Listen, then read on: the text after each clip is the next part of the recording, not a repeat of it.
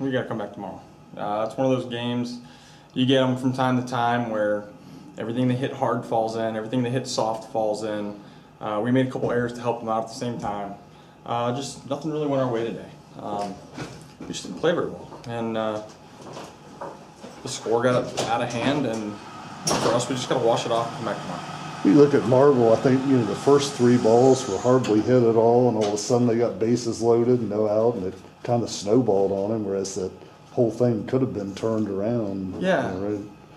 I'm really curious to see what would have happened if those 3 plays get made, because it's a 1-2-3 inning, and we're hitting, and who knows how that changes our mindset and our outlook on the game. But we were in a big hole from the start, and just needed to try and make something happen, and they threw the ball well today too. So they made it hard on us to get back in the game, and we were in a big hole. We had a lot of long ways to go, and we had a tough opponent to do it against.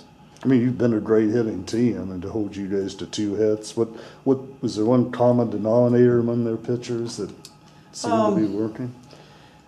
I almost want to say that the amount of time we had to stand in the field really affected us, because it's hard to get in a rhythm when you're doing that. When you feel like you're in the field for 25 minutes and then you come up and bam, it's strike 1, and it's just everything's going really fast when you're at the plate. It's hard to get into a rhythm. So I think that had something to do with it. Plus the guy had good stuff, the starter, and then towards the end, it's one of those things where you're trying to put up a good at bat, but at the same time you don't have any feel because you haven't hit for an hour.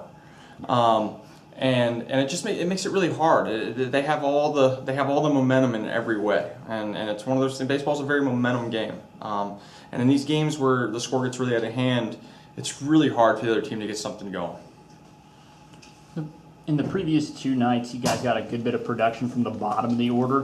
What's been going well for some guys like Matt Diorio? Egan had a good game a couple of nights ago. Mahala had that big triple last night. What's been going well for some of those guys? Well, we switched up our work day a little bit to allow some of our guys to get some more swings, because you can tell that they're still adjusting to the wood a little bit, and then they're just trying to do a little too much. So the more we can get them swinging, the more that we can get them just with a bat in their hands, the more comfortable they're going to be, and the more their real swing's going to come out.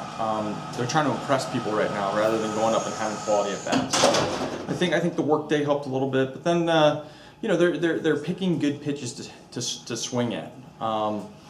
Early on, we were swinging at everything, and then the first 2 games of this series, we did a really good job of being selective but still aggressive to pitches in the zone or letting balls out of the zone go. You mentioned during the last homestand that a couple of the new guys, Egan specifically, I think is who you pointed out, was still nervous at the plate. Does that change in workday? Is that helping to ease these guys into it and make them a little bit more comfortable with their routine at the plate? Yeah, we just tell them what we expect, and then we get them swinging, get them reps. The more reps you get, the more those nerves wear off. So. Yeah, I mean, I think our work days are going to help with that. I just think more experience is going to help with that. So these guys this is a big change for them right now. Swinging with a wood bat, facing a little better pitching, and then playing every single day. So once they get used to it, I'm sure they'll be fine. We gotta create that atmosphere and that environment that helps them get through those feelings quicker. Impressions of Matt Frawley coming out of the bullpen. Like him a lot. Today. I like him a lot. Good fastball, about 93. It's got a little bit of movement to it. He can throw it straight. He's got a little bit of run to it. Got a nice little breaking ball and a changeup to go with it. And then I like his. I like how his presence on the mound. I like his mound presence. He's poised, but he's confident. He has a good tempo and he works quick, and he's aggressive. All things that make him successful as a pitcher. Plus, he has good stuff. So, I think moving down the road, he's got an opportunity to open up some eyes in our organization. He's promising in his first 2 weeks here with us so far. I like him. For Bauer, I know the emphasis with him heading in this year was power. Now back-to-back nights, he gets his first professional home run, his first professional triple. What are you noticing in his swings that he's kind of taking in stride? Something he's doing a little better this year is he's pulling the ball a little bit better. Last year, he was a more balanced hitter, using the whole field. And what would happen is he would get pitches in the middle of the plate, and instead of putting a swing on it where he could do some damage, he would just take the hit the other way, which is a good characteristic to have with just being a good hitter. But this year, when he's getting balls in the middle of the plate, he's getting contact a little bit further out in front, but at the same time staying back behind his front leg so he can get a little bit more juice into the ball.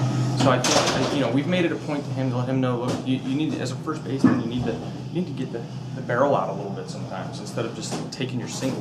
We don't need singles from the first baseman. Sometimes we need them out.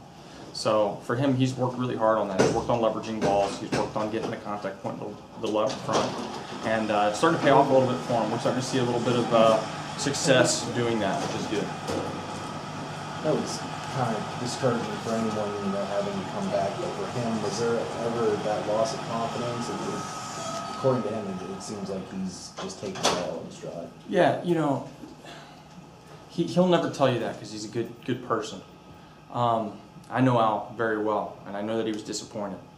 But I think at the end of the day, he did exactly what he needs to do as a baseball player, and understand that I've got to work harder. I've got to make their decision harder. You know, with Carlos Munoz in the year he had last year, there's competition there. And I think he did exactly what he's supposed to do: work harder, understand that he's got to get better, and that he can control it.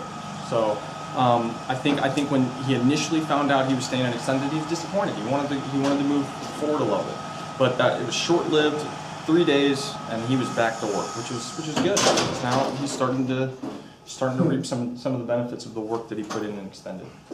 Here's the schedule. I think it's a month into the season before you have a homestand longer than 3 days. Was it like that last year? No, I can't. no, it wasn't. I don't think so.